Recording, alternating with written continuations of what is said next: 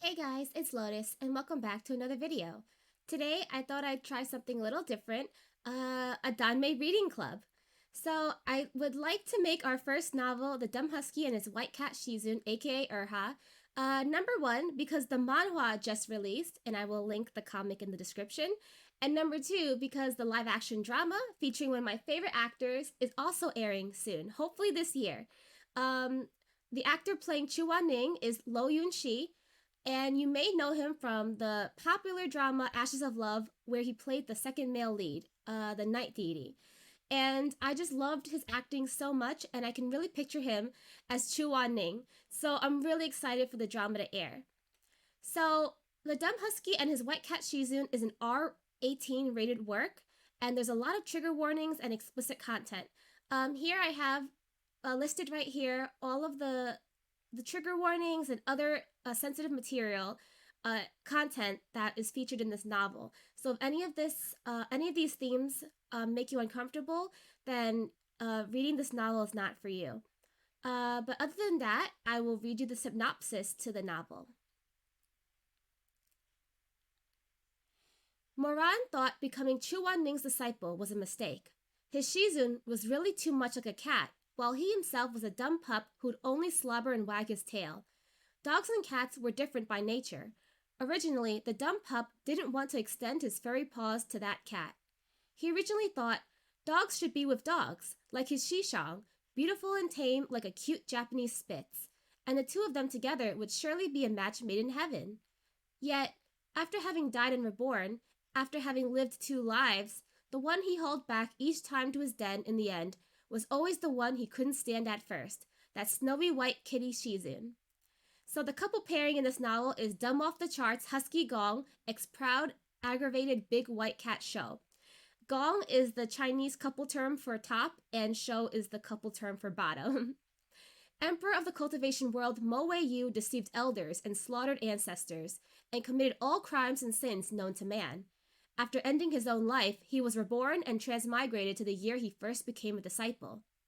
In the shell of a boy held an old and wary soul. After coming back to life, truth after truths that had been hidden below the surface in this previous life floated to the top and broke through the waters one after the other.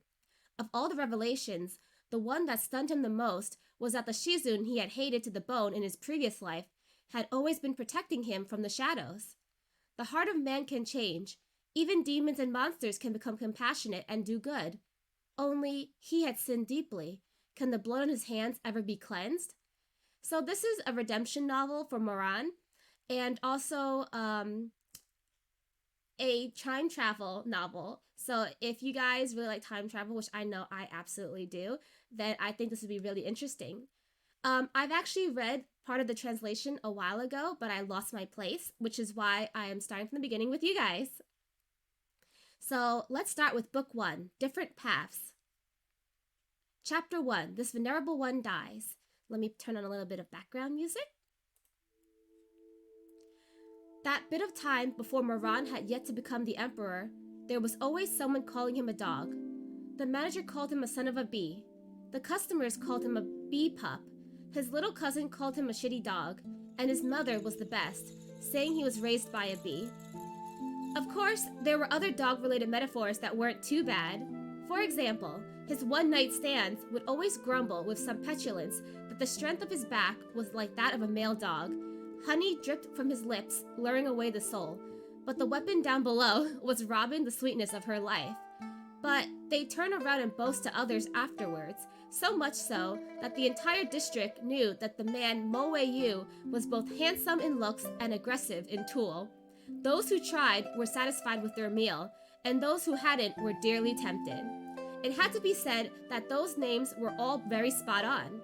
Moran was indeed very much like a tail-wagging dumb dog. So we're getting straight into it. It wasn't until he became the emperor of the cultivation world that these kinds of monikers disappeared in a flash. One day, a small sect from a faraway land gifted him a puppy.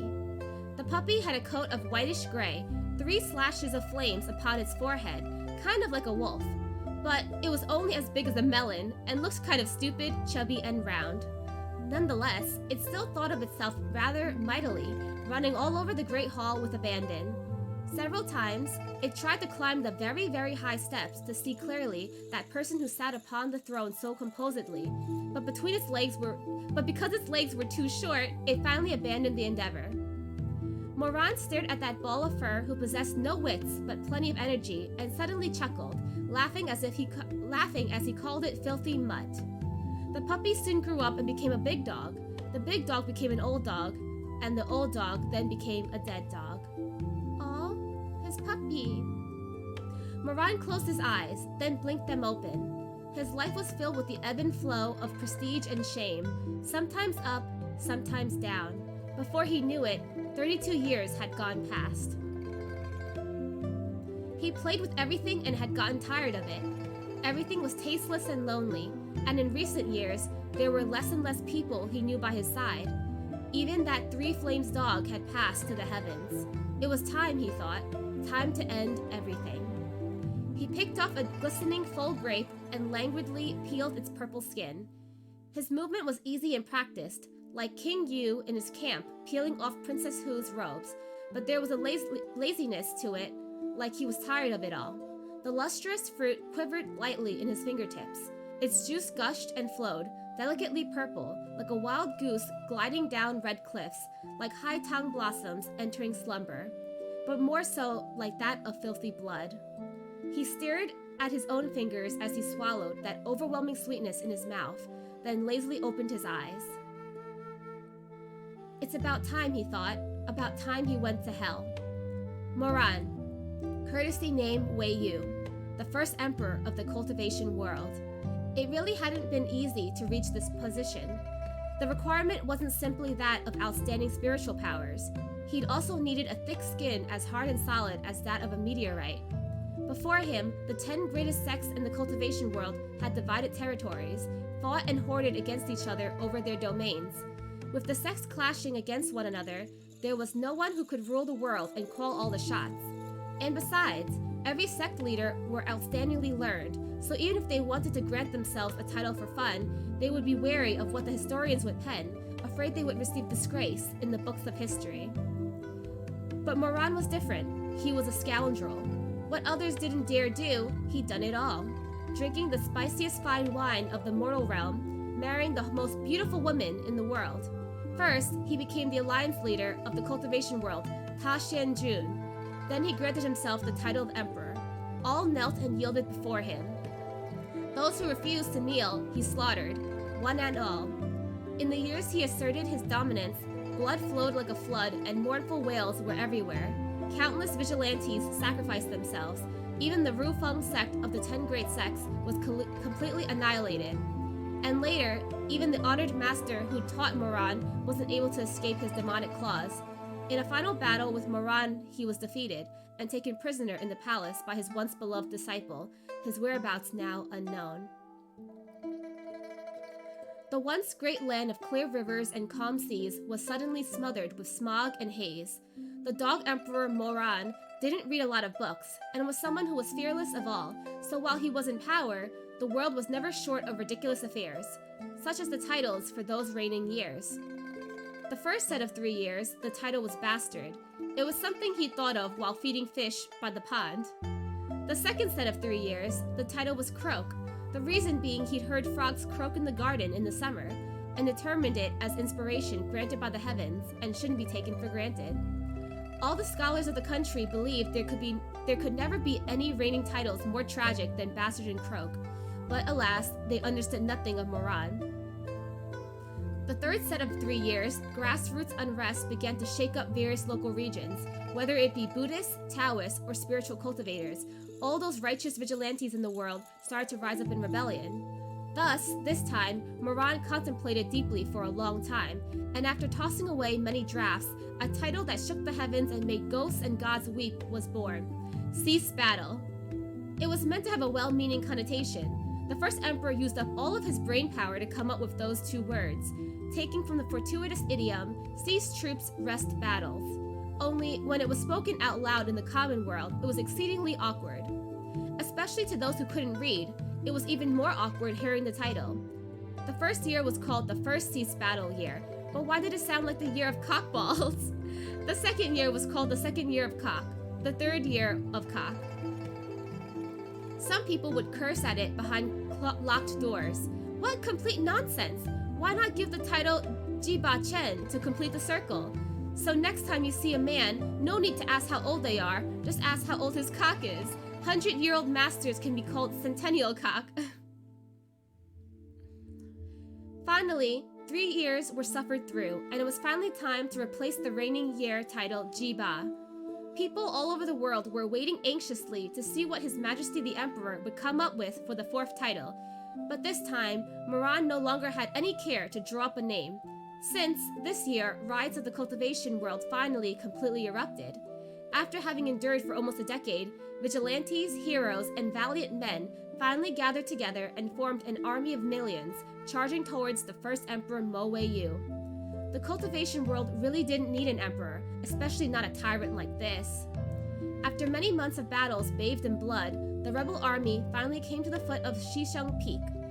This place was situated in the Sichuan province, upon perilous mountain bluffs, surrounded by streams of clouds and mist throughout the year. Moran's grand and majestic palace sat at its summit. It was too late to turn back, and overthrowing tyranny was only a strike away. However, this last strike was also the most treacherous. The ray of hope for victory was before their eyes, but thoughts of estrangement began to grow internally within the allied army, who'd gathered to fight the same enemy. With the annihilation of the old empire, a new regime would need to be built.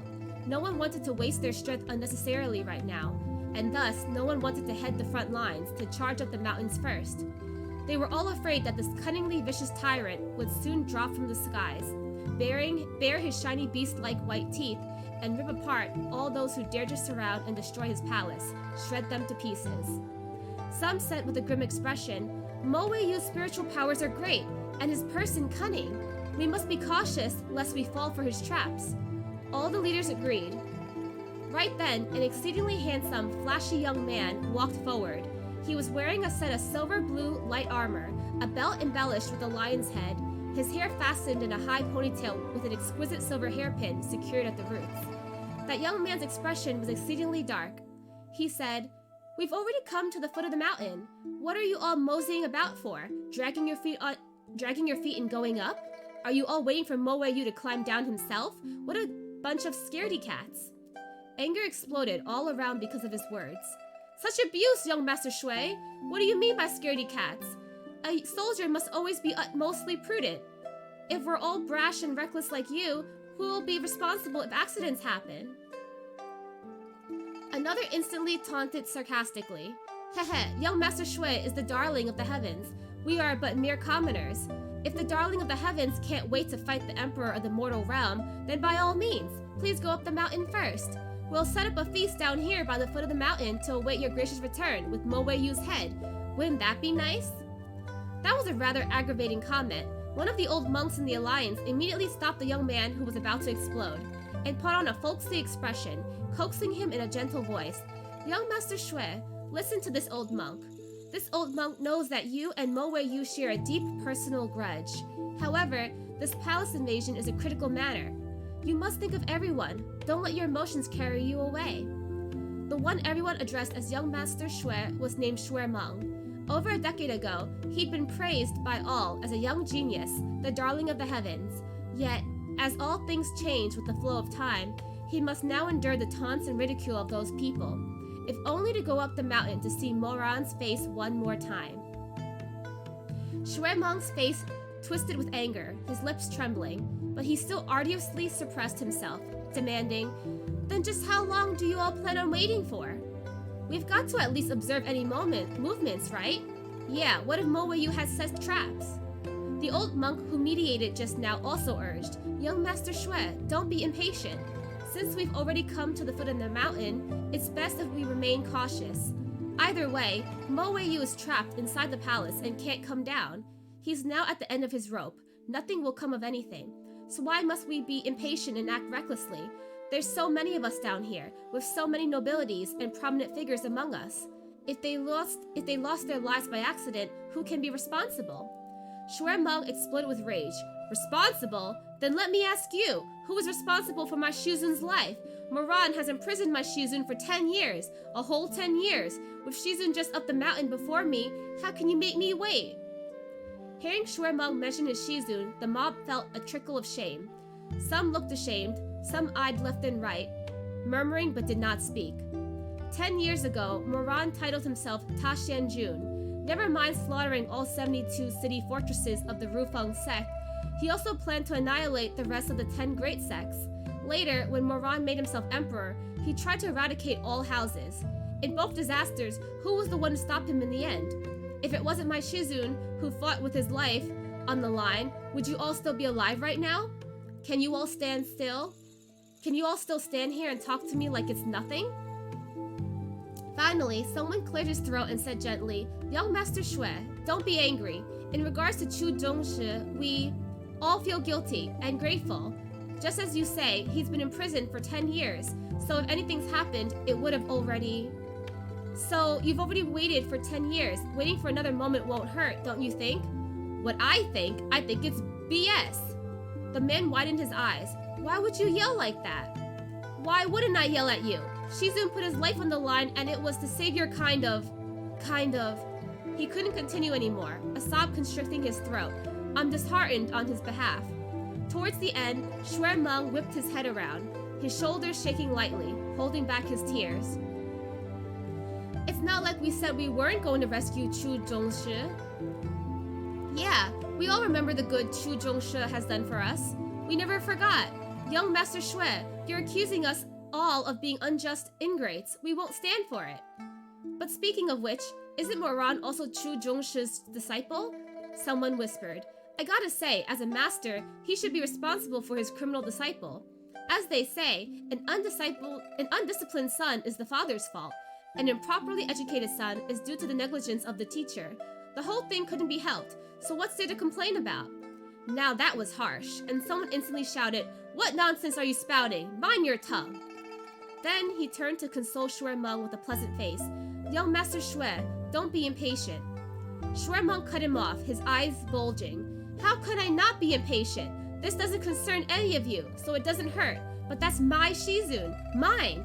I haven't seen him for so many years. I don't know whether if he's alive or dead. I don't know how he is. What do you all think I'm standing here for? His breathing was harsh, the rims of his eyes red. Did you all think that by just waiting here, Mo-Wei-Yu will come down the mountain himself and kneel in front of you all to beg for mercy? Young Master Shui, besides Shizun, I have no family left in this world. Ch.1-3 broke free from the old monk's hold on his sleeves and croaked, You won't go? I'll go myself.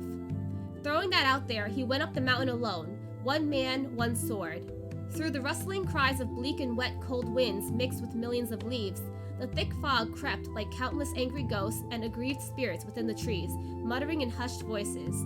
Ch.1-3 hiked to the peak all by his lonesome. The majestic palace Moran was in had calm candlelight illuminating the night.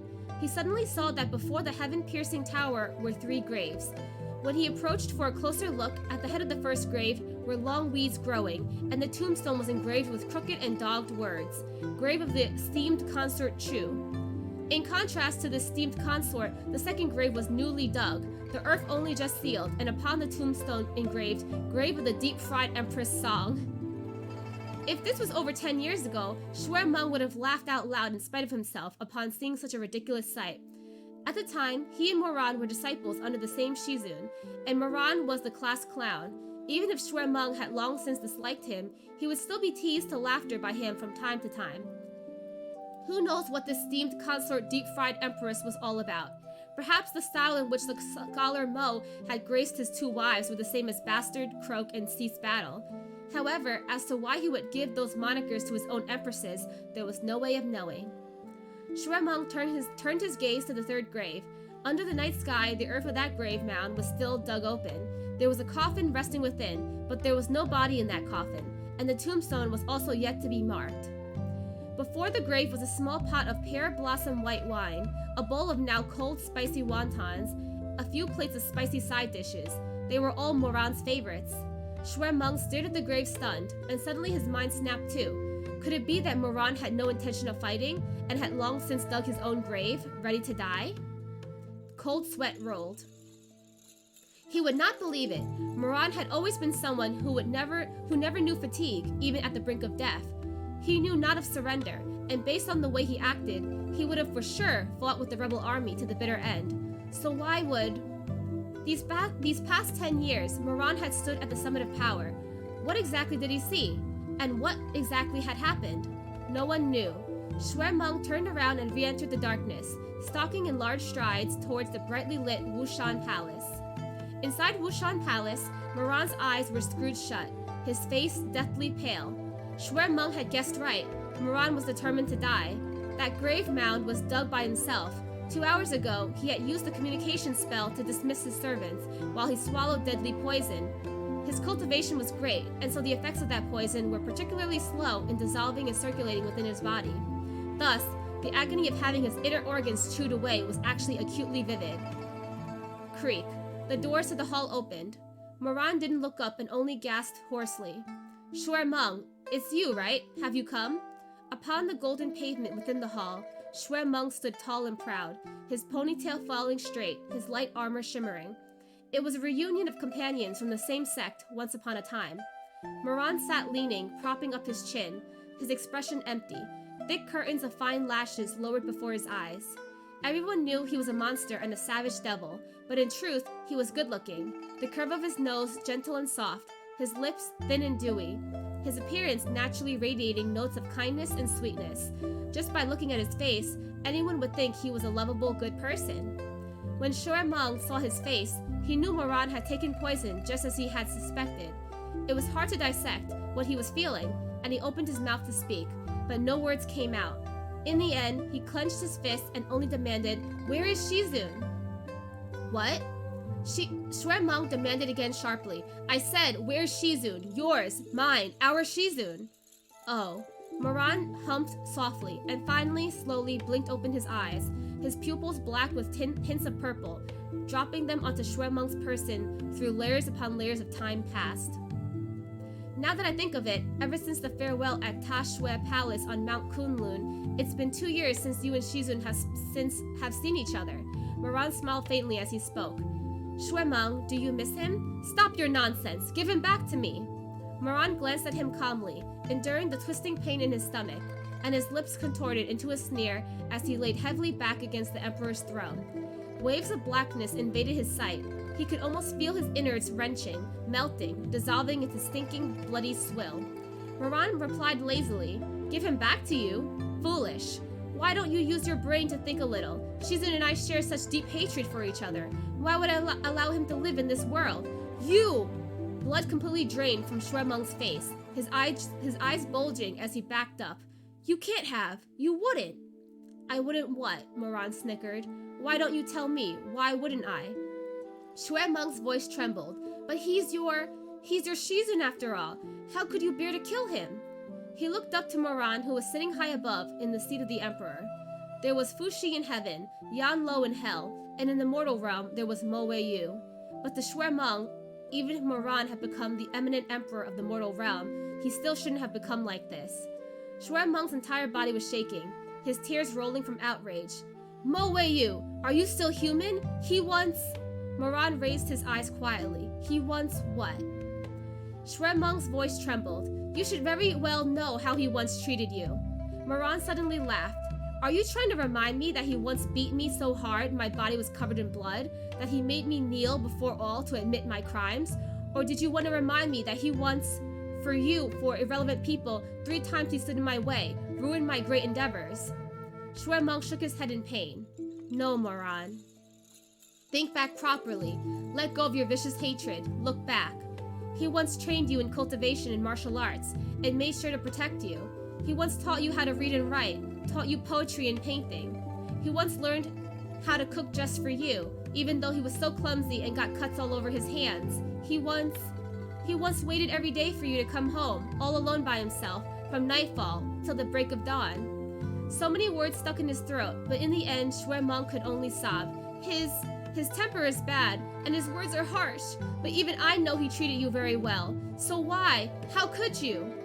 Ch.1-3 raised his head, but having held back so many tears, his throat was even more constricted, and he couldn't say any more. It was a long pause before Moran's silent sigh floated from the throne. Yeah. But Ch.1-3, did you know? Moran's voice was clearly exhausted. He had also once ended the life of the only person I've ever loved, the only one. It was silent like the dead for a long time. The pain in his stomach was like a blazing fire, his blood and flesh torn and ripped into broken shreds. Still, we were master and disciple once. His corpse is resting in the Red Lotus Pavilion in the southern peak. He's lying among the lotus blossoms, very well preserved, like he's only fallen asleep. Moran caught his breath and forced himself to calm down. When he said this, his expression was blank, but his fingers were digging into the long rosewood desk, his joints pale to the point of bruising. His corpse is maintained by my spiritual powers. If you miss him, don't waste your breath here with me. Go now before I die. A lump of astringent sweetness swarmed up in his throat. Moran coughed a couple times, and when he opened his mouth again, there was nothing but blood between his lips and teeth, yet his eyes were still at ease. He said with a hoarse voice, Go see him. If you're too late and I die, breaking off the spiritual powers, he will turn into dust. Then he closed his eyes dispiritedly, the poison striking his heart, blazing fires bringing torment. The agony was so heart-wrenching that even Ch.1-3's twisted, despairing wails became far away, like there was an ocean spanning thousands of miles between them, and his voice was coming through the waters. Blood continued to pour out from the corners of his lips, and Moran squeezed his sleeves tight, his muscles spasming. When he opened his bleary eyes, Ch.1-3 was long gone. That bastard's Qinggong wasn't bad. It wouldn't take him too long to run from here to the southern peak. He should still be able to see Shizun one last time. Moran pushed himself up and wobbled as he rose to his feet. Using hands spotted with blood, he formed a hand seal, sending himself to the front of Shizun Peak's heaven-piercing tower. It was deep autumn. The high town blossoms were beautifully thick and flowing in the wind. He didn't know why in the end he chose this place to end his sinful life, but he felt since the flowers were blooming so vibrantly, it wouldn't be such a bad tomb. He lay down in the open coffin and looked up to watch the blossoms of the night soundlessly drifting as they wilted. Drifting into the coffin, drifting onto his cheeks, dancing and fluttering like the past wilting away. In this life, from the bastard son who possessed nothing, after innumerable encounters, he became the only imminent Lord Emperor of the mortal realm. He had blasphemed, and his hands were covered with blood. All that he loved, all that he hated, all that he prayed for, all that he resented, in the end, there was nothing left. In the end, he had also never penned an epitaph for himself, using that confident and wild writing of his, whether it be a shameless emperor of the era or something ridiculous like deep-fried or steamed. He didn't write anything. The grave of the first emperor of the cultivation world, in the end, left no words behind. A spectacle that lasted for a decade finally dropped its curtains. It was many, many hours later when the mob, with torches held high, invaded the resident palace of the emperor like a fire snake. However, what awaited them was an empty Wushan palace, a Shizun peak without a soul, and Ch.1-3, who had cried himself numb, prostrating over a ground spilled with ashes at the Red Lotus Pavilion, and, before the heaven-piercing tower, Mo Wei-yu, whose corpse was already cold. So that's the end of chapter 1. Now, a lot has happened in chapter 1. So pretty much we see Moran, who's like in his 30s now, early 30s, and he is the emperor of the cultivation world. And he's a ruthless tyrant who's really bad at naming things, apparently. And pretty much a whole mob of cultivators have banded together to finally defeat him. But he decided to end his life because no one that he loves is still left alive. So in the end, he died with a lot of regrets. Now, let's get into chapter 2, where he is reborn. Chapter 2, This Venerable One Lives. My heart had already stilled and my thoughts turned to ash, yet unexpectedly, the light of spring shines through the cold night. Could it be that the heavens pity the blade of grass in the secluded valley? Yet I fear only that the world is unpredictable and full of hardships. A woman's crisp voice passed by his ear, poetic verses rolling like pearls and jade, but all they did was make Moran's head throb, the vein by his brow twitching madly. What's with all that noise? Where'd this wailing banshee even come from? Servants, kick this bee off the mountain. Only after bellowing so did Moran realize at the start that something wasn't right. Hadn't he died? Hatred and coldness, pain and loneliness stabbed at his chest. Moran's eyes flew open. Everything that had happened right before his death scattered like snow in the wind. He found himself lying on a bed. Not the bed at Shisheng Peak, but a bed carved with a dragon and phoenix, the wood smelling heavily of powder. The old quilt was colored pink and purple, embroidered with mandarin ducks. The kind of bed one would only find in a whorehouse. Moran froze. He knew where this was. This was the entertainment district near Shisheng Peak.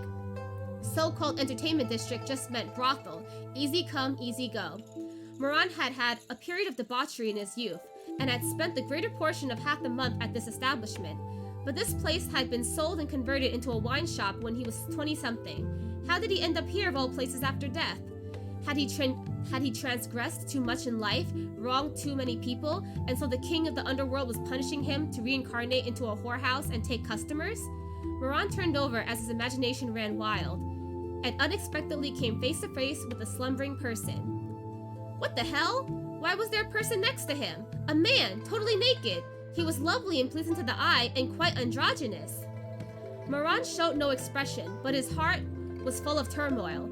He stared at that pretty boy's face for a while and suddenly remembered. Wasn't this the boy toy he doted on when he was young, named Rong San? Or was it Rong Ju? It didn't matter if it was San or Ju. What mattered was this prostitute got an STD and died years ago. Even his bones should have rotted away by now. Yet here he was, delicately curled by his side, neck and shoulders dotted with blue and purple, full of love bites. Moran pulled the long face, lifted the quilt, and peeked downwards. This Rong someone, don't know if he's Ju or San, let's just call him Rong Ju. Rong Ju's pretty little body was covered in rope burns, and his pale, tender thighs were still tied intricately with red rope. Moran stroked his chin. How interesting. Look at this exquisite rope art, the skilled technique, the familiar scene. Didn't he effing do this himself? As a cultivator, he had read about the concept of rebirth. He began to suspect that he had somehow gone back in time. To confirm his suspicions, Moran found a copper mirror. The mirror was worn, but good enough to vaguely make out his appearance. Moran had been 32 when he died, but the face in the mirror was quite young. It was a charming face exuding a youthful arrogance, looking no more than 15 or 16. There was no one else in the room. Thus, the once cruel ruler of the cultivation world, evil tyrant of Bashu, emperor of the mortal realm, lord of Shisheng Peak, Taxianjun Moran himself, after much consideration, expressed his thoughts honestly. F. The sleeping Rong Ju got effed awake. The pretty thing sat up languidly, the thin quilt sliding off his shoulder to reveal an expanse of pale skin. He gathered his long, soft hair, and, lifting his peach blossom eyes smudged with red ink, he yawned. Oh, Mo Gongzi, you're up early today. Moran did not respond. Back then, he had indeed liked Rongju's type, delicate and androgynous. But now, the 32-year-old Taxianjun couldn't figure out what the hell he had been thinking to find this kind of man attractive. Did you not sleep well last night? A nightmare? This venerable one effing died. How about that for a nightmare? Rongju thought that his continued silence was because he was in a bad mood, so he slipped off the bed to stand before the carved window, wrapping his arms around Moran from behind. Mo Gongzi, pay attention to me. What are you spacing out for? Moran's face turned blue at this embrace. He wanted nothing more than to rip this hussy off of himself and grant that fragile-looking face some 17-18 slaps, but managed to suppress the urge. He still felt a bit dizzy and uncertain of the situation. After all, if he really had been reborn, then he couldn't just beat Rongju up out of the blue after spending the previous day all lovey-dovey with him. It would make it seem like he'd lost his marbles. Definitely couldn't have that. Moran arranged his expression, putting on a pretense of forgetfulness. What day is it? Rongju stared for a second, then smiled. 4th of May. 33rd year? That was last year. It's the 34th year now. They do say that great men tend to be forgetful. The 34th year. The gears in Moran's head turned rapidly. That year, he turned 16 and had just been identified as the Shisheng Peak leader's long-lost nephew, transforming from a pathetic bully dog to a phoenix on the branch overnight. So then, he really had been reborn? Or was it just a hollow dream in death? Rongju smiled. Mo Gongzi is so hungry he doesn't even remember the date anymore. Wait here a minute. I'll go fetch some food. How does fried pancake sound? Moran had just been reborn and wasn't sure how to deal with all of this yet, but it should be fine if he just followed the same approach as before. So he thought back to his charismatic style back then and, suppressing his disgust, playfully pinched Rongju's thigh. Sounds delicious. I want kanji too, and I want you to feed me. Rongju pulled on some clothes and left, soon returning with a tray carrying a bowl of pumpkin kanji, 2 Yoshuan pastries, and a plate of side dish. Moran happened to be a bit hungry and was about to dig into the pastries when Rongju brushed his hand away. Allow me to serve, Gongzi. Rongju picked up a pancake and sat on Moran's lap. He wore nothing but a thin robe, legs spread wide open and flush against Moran, even rubbing against him now and again without subtlety. Moran stared at his face. Rongju thought he was getting horny again. What are you staring at me for? The food's going to get cold. Moran was silent for a moment. Remembering the good deed Rongju had done behind his back in his previous lifetime, the corners of his lips curved into a sweet smile. He, the great Ta Xianjun, was no stranger to disgusting acts. As long as he felt like it, there was nothing too disgusting for him to do. This right now was merely putting on a show, mere child's play. Moran casually leaned back against the chair, smiling. Sit. I'm already sitting. You know where I'm telling you to sit. Rongju blushed. Why the rush? How about Gunzi finishes eating first? Before he could even finish, Moran pulled him forward and pressed him back down. Rongju's hand shook and knocked over the bowl of kanji. He managed between gasps. Mo Gunzi, the bowl. Doesn't matter. But you should still eat first. Aren't I eating right now? Moran held onto his waist, the sight of Rongju's extended neck and lovely visage reflected in his pitch-black pupils. In his previous lifetime, he'd like to kiss those captivating red lips during intimacy. After all, Rongju was pretty and knew just the right words to say. It would be a lie to say that Moran had never felt anything for him. But now that Moran knew what these lips had done behind his back, he found them unbearably foul and definitely had no interest in kissing them. The 32-year-old Moran was different than from the 16-year-old Moran in many aspects. For example, the 16-year-old him still knew gentleness in love and intimacy. However, the 32-year-old him had only violence left. Afterwards, looking at Rongju, who had passed out from getting F2 within an inch of his life, his tumulous eyes curved faintly, even carrying a hint of a sweet smile. He was very good-looking when he smiled, eyes a deep, rich black with a sheen of arrogant purple from certain angles. Right now, he dragged Rongju onto the bed by his hair and casually picked up a shard of the broken bowl from the ground, holding it by Rongju's face. He had always avenged every grievance. Right now was no different. Thinking about how much he had taken care of Rongju and his business in the last lifetime, how he'd even thought about buying his freedom, and how Rongju had paid him back by scheming against him with others, his eyes couldn't help but curve into a smile as he pressed the shard against Rongju's cheek. This person's body was his business. Without this face, he would have nothing. He would be forced to wander the streets like a dog, to crawl on the ground, get kicked, and suffer all kinds of spurn and abuse. He was so delighted by the mere thought that even the disgust he felt from effing this person just now vanished like smoke. Moran's smile became even more lovely. Just a tad of pressure and a thread of blood, captivatingly red, seeped out.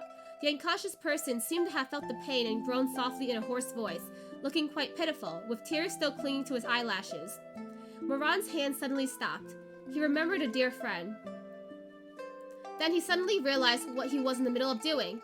It took a few seconds of him being in a daze before he finally, slowly lowered his hand. He had done so much evil that it had become habitual. He even forgot that he had been reborn. Right now, everything had yet to happen. The irrevocable mistakes had not yet been committed, and that person still lived. There was no need to walk the same cruel path. He could do it over.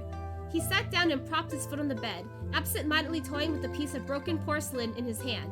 Suddenly, noticing the oily pancake that still sat on the table, he grabbed it, peeled off the wax paper, and tore into it with his teeth, eating until crumbs flew everywhere and his lips got shiny with grease. The pancake was this brothel's specialty. It was nothing special, especially compared to the delicacies he tasted later on. But ever since this place had gone bankrupt, Moran never got to eat it again. Now, the familiar taste of that pancake, through the turbulent events of the past, once again returned to the tip of his tongue.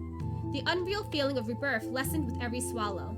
By the time he finished the pancake, he finally woke up from the stupor he had been in this whole time.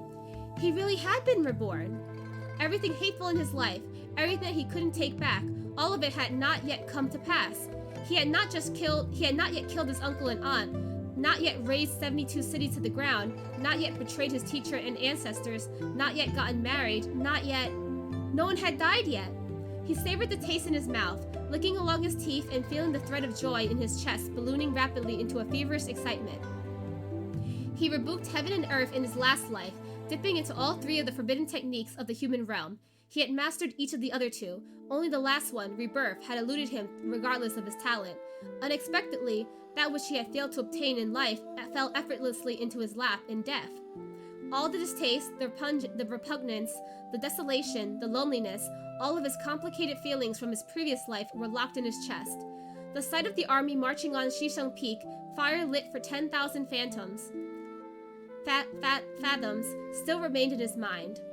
That time, he really had not wanted to live anymore. The people all said that his very existence cursed all who came close to him, that he was fated to die alone. Everyone had turned their backs on him. Toward the end, even he himself had felt like the walking dead, senseless and lonesome. He didn't know what had gone wrong and where, for an irredeemably wicked person like himself to get the chance to redo everything after ending his own life. Why destroy Rongju's face over such a measly grudge from so long ago? Rongju loved money. He would just not pay this time and take some silver on top to teach him a lesson. As for his life, he didn't want that burden just yet. I'm letting you off easy, Rongju. Moran said with a smile, tossing the porcelain shard out the window. Then he emptied out Rongju's jewels and valuables, tucking all of it into his pouch. He took his time dressing and arranging himself before leisurely strolling out of the place. Uncle, aunt, cousin, Shuemeng, Shizun, and... Moran's eyes softened at the thought of that person. Shiga, I'm coming. Author's note, this story ship is Moran x Shizun. This is a White Lotus Shiga. Do not board the wrong ship. Okay, so that's the end of chapter 2. And in chapter 2, we see that Moran has been reborn into his 15-year-old body. He woke up at a brothel, and he's trying to piece together what's going on. And he decides, there's a little bit of explicit intercourse going on in this chapter. And Moran decided that he's going to try to be a little less evil than he was in his first life because he wants to save the person that he loved who died in his first life. So, let's see what happens in the third chapter, right? Let's do one more chapter for today. Chapter 3. This venerable one's Shiga. Since his soul had been transported back in time, maybe his cultivation had come along for the ride too. Moran recited an incantation and felt the spiritual energy in his body rush forth. It was abundant, but not strong. That was to say, his cultivation had not carried over. No matter, he was smart and perceptive, and blessed with innate talent. He could just cultivate all over again. It was no big deal. Rebirth was a blessed event of unparalleled proportions. Some small imperfection was perfectly normal. Thinking so, Moran quickly rearranged his gloomy and fierce expression into one more appropriate for a 16-year-old youth, and cheerfully headed back toward his sect. It was the midst of summer. Horse-drawn carriages sped past, wheels rolling, and no one paid any attention to the 16-year-old Moran. Only the occasional village woman, taking a break from tending the fields and looking up to wipe her sweat, would notice this exceptionally handsome youth and stare a bit. Moran returned the stares with a smile and no restraint, until those married women blushed bright red and looked away. Moran arrived at Wuchang town around evening. The town was close to Shisheng Peak, the towering peaks in the distance framed by clouds, lit on fire by the blood-red sun. He touched his empty stomach and headed into a restaurant. Glancing at the menu and knocking on the counter, he placed a quick order. Shopkeep, a pounded chicken, a plate of beef tripe and chili sauce, 2 caddies of soju, and a plate of sliced beef. This area was a popular rest stop, and it was currently bustling with activity. A storyteller was on the stage, shaking his fan and telling the story of Shisheng Peak in an animated manner, spit flying everywhere. Moran picked a private room by a window and listened as he ate.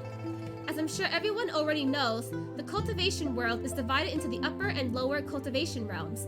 Today, we'll talk about the greatest sect in the lower cultivation realm, Shisheng Peak. Did you know that 100 years ago, our Wuchang town was a poor and desolate place due to its proximity to the entrance of the demon realm? No one dared to go out after dark.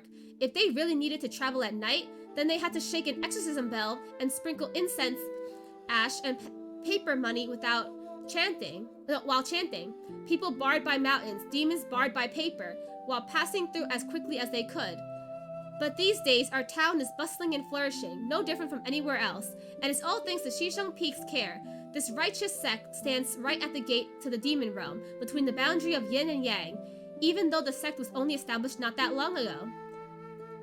Moran had heard this history so many times that his ears had damn near grown calluses, and so he started glancing around outside the window instead. It just so happened that right then, there was a stall set up below where several strangers from out of town, dressed in cultivator garb, were carrying a cage covered with a black cloth as they performed street-side tricks. This was so much more interesting than the storyteller's tale. Moran's attention was drawn over.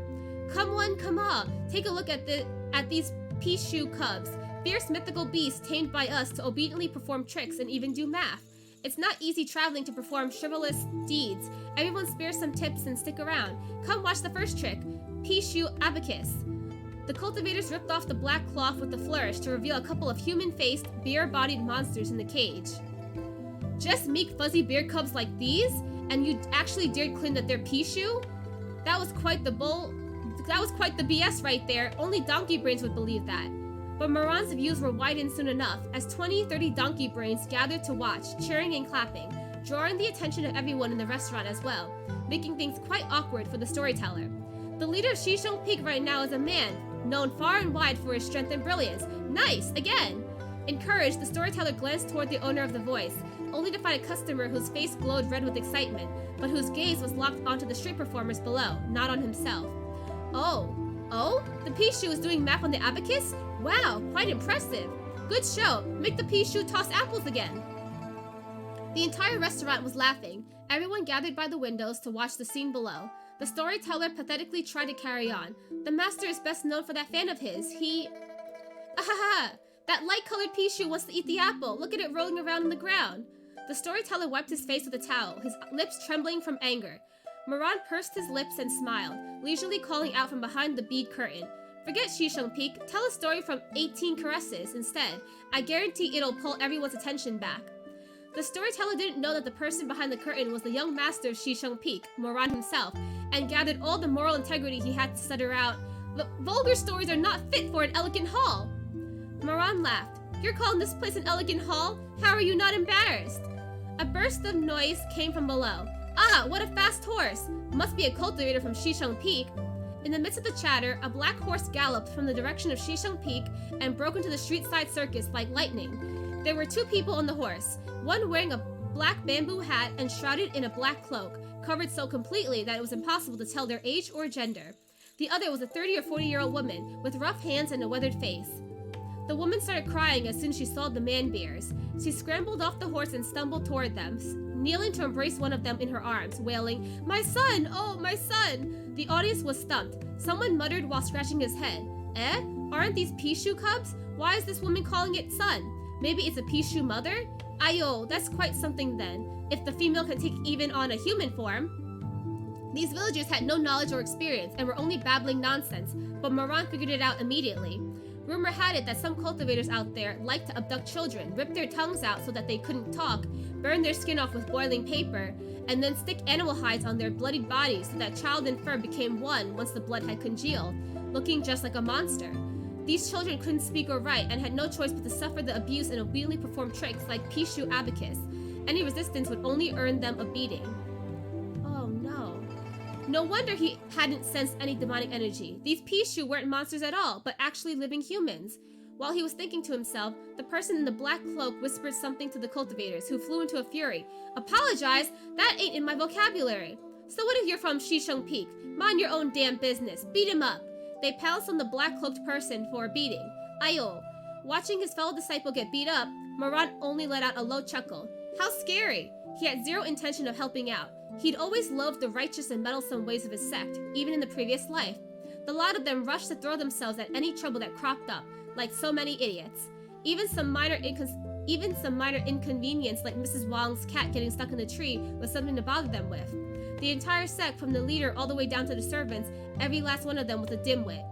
There were so many unfair things in the world. What do you care? It was enough to tire a person to death. They're fighting! They're fighting! Hold! What a punch! Inside and outside the restaurant, everyone gathered to spectate. So many of you ganging up on one person, aren't you ashamed? Watch out behind you, sir! Aya! Close call! Wah! Nice dodge. These people loved a good fight, but Moran didn't care to watch. He'd seen plenty of bloodletting. The events currently unfolding were like a fly's buzzing to him. He lazily dusted peanut crumbs off his clothes and got up to leave. Downstairs, the cultivators and the black-cloaked person were at a stalemate, swords swishing. Moran crossed his arms and leaned against the restaurant's door, took one glance and clicked his tongue in annoyance. What a disgrace. Everyone from Shizun Peak was a fierce fighter, each the equal of 10 men, but the black-cloaked person was a pathetic fighter. Even when dragged off the horse, surrounded and kicked, the person was still holding back. They only called out politely. Honorable men speak with their mouths, not their fists. I'm trying to reason with you. Why won't you listen? The cultivators were thinking, the hell? This person's already so soundly thrashed and still preaching that nonsense? He must have Montal for brains, empty inside.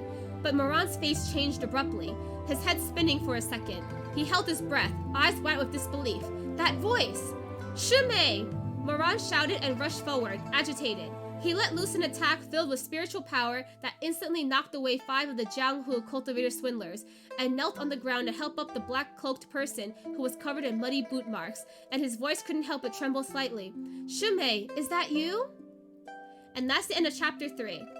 So in this chapter, Moran decides to head back to Shizun Peak, and he enters an inn, and he hears that some rogue cultivators are going around and doing some circus tricks, and a fellow cultivator from Shizun Peak shows up to stop them from doing illegal acts, and Moran finds out that the Shizun cultivator that showed up is his beloved Shumei, the person that he was in love with in his past life.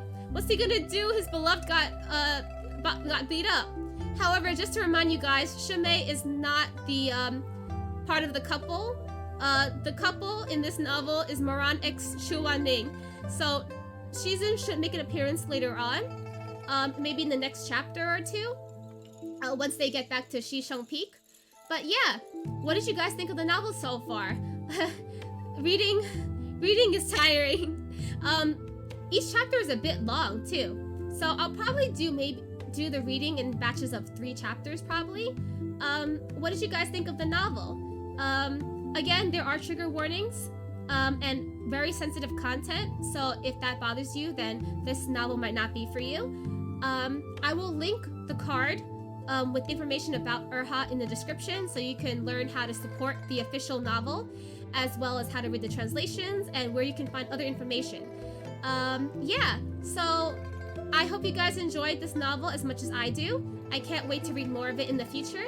Until next time, guys, bye-bye!